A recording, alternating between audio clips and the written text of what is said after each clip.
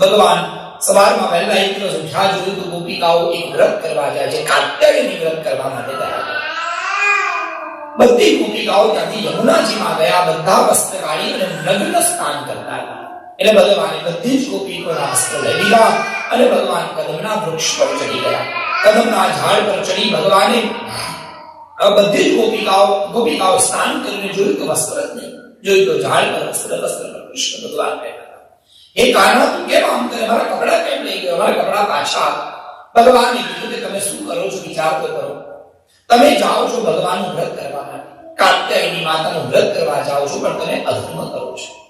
વ્રતના નામે જો અધર્મ થાય, જો પાપ થાય તો એ વ્રત ક્યારે પણ પુણ્ય ના આવે. વ્રત કરવું તો વિધિ વિધાનથી કરવું, નકર ન કરવું. તમે વ્રત કરો છો પણ નગ્ન સ્નાન આપણા શાસ્ત્રોમાં નિષેધ છે. ખુલ્લા પાણીમાં નગ્ન સ્નાન ન કરવું પણ તમે કર્યું, એટલા માટે તમે મોટો અપરાધ કર્યો છે. તમે શરીર આ નગ્ન શરીરે બહાર આવો, સૂર્ય ભગવાન જોડે માફી માંગો, હું તમને તમારા વસ્ત્ર પાછા આપીશ.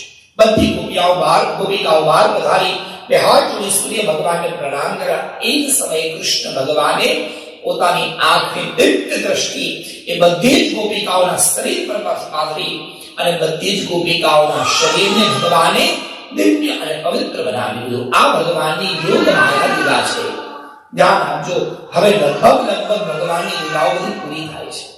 હવે ભગવાને 3 કામ કરવાના છે, 3 જ કામ.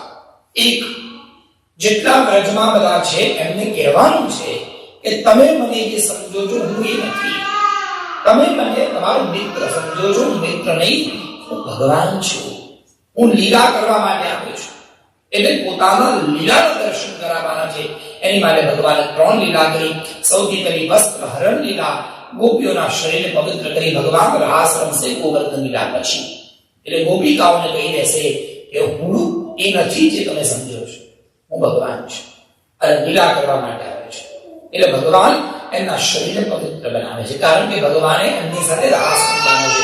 આ નિષ્કામ લીલા કહેવાય. વિશેષ ચર્ચા આપણે આવતીકાલે કરીશું.